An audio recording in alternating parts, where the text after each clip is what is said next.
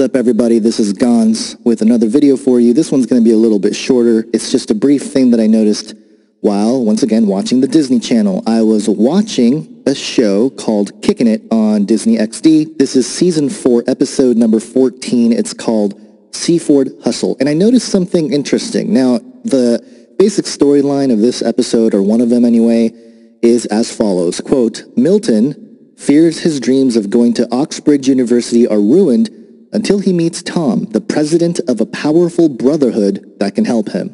Interesting. The university that Milton is trying to get into, it's called Oxbridge. Of course, this is, a mix between Oxford and Cambridge. The use of the word or title Oxbridge is used to refer to those two universities.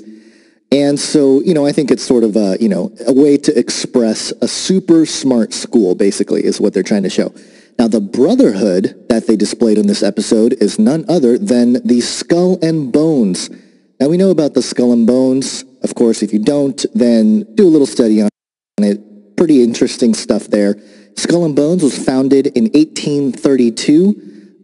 There are researchers out there, such as Alexandria Robbins, among others, who suggest that Skull and Bones is a branch of the Illuminati and actually controls the CIA.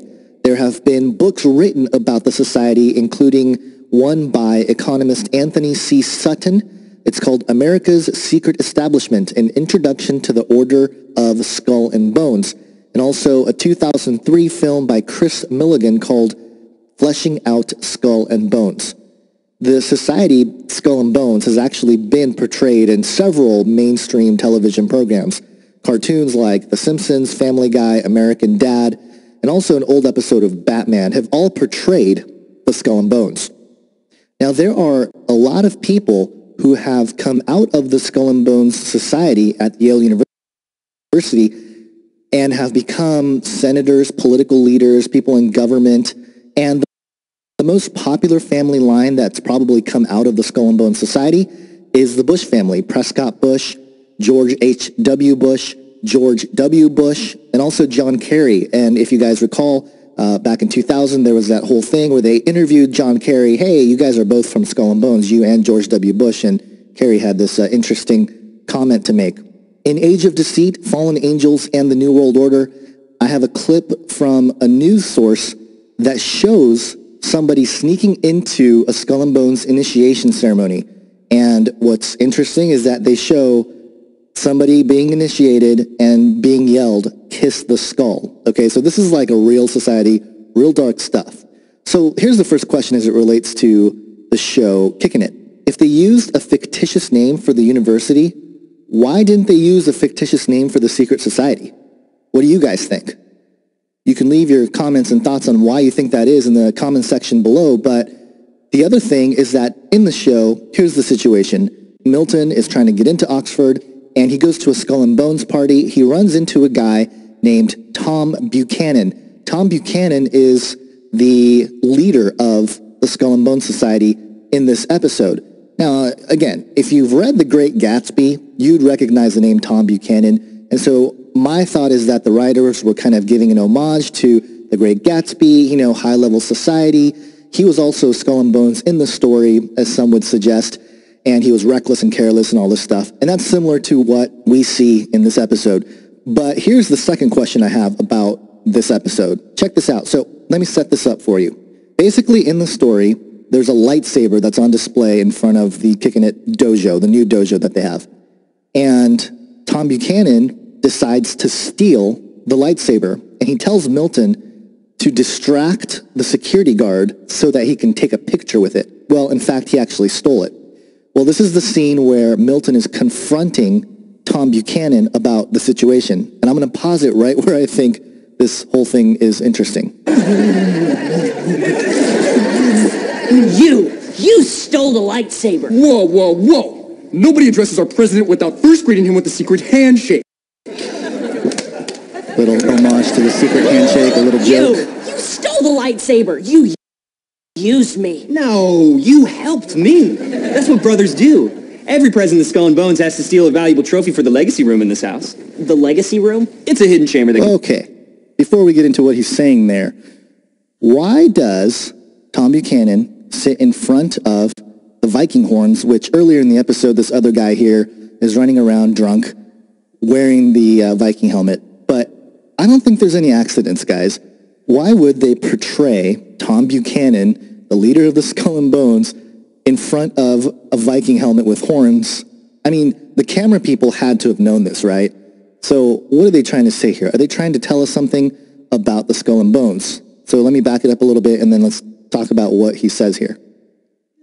Every president of Skull and Bones has to steal a valuable trophy for the legacy room in this house. The legacy room? It's a hidden chamber that contains awesome one-of-a-kind collectibles. It's also a cool place to go if you need to do something in private. You know, like cry, rip one, crochet. JP!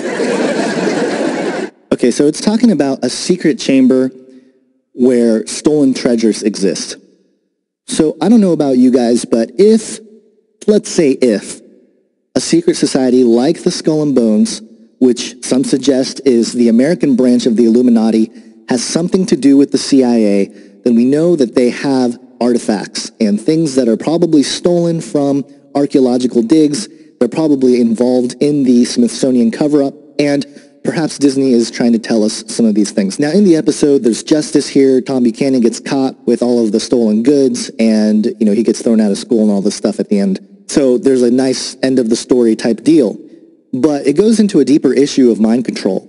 And I want to read for you a document called The Satanic Illuminati Bloodlines Studying the Elite Families of Global Power.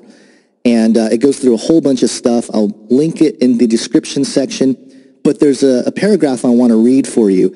And it comes right after an extensive look at Fantasia and all of the occult symbolism that is used, actually not just occult, but satanic symbolism that's used when they portray Mickey Mouse as a sorcerer. Okay, so let me read this for you just to give food for thought. Quote, "You've now finished reading a never-before-heard, unprecedented warning about the dark reality of the Disney's Magic Kingdom and how it fits in with mind control. Most Americans, when surveyed, say they believe in God. Most go to church, and many believe they are born again. Because of the Illuminati's deception campaign over several generations, the American public and the world in general has been led to believe that Disney was good and that Walt Disney was a good man. Because of his image, people suspended judgment about Disney and Disney movies. They entrusted their children to him. People had been manipulated into a frame of mind of predisposition that whatever comes out of Disney is good. They entrusted their children to take in what Disney fed their children's little minds week after week.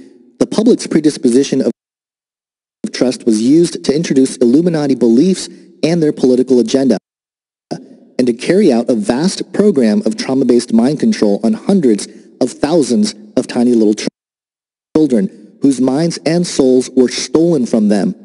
Because many of the child slaves who are programmed with Disney themes are programmed with roles in bringing in the Antichrist, Walt Disney and his family have played a major role for the Antichrist. And now you can see how accurate the Word of God is when it says, what is highly esteemed among men is an abomination to God." So there you go. Some of these researchers have come to similar conclusions, and I think this is another example. Now, there's another element that I won't get too deep into in this video,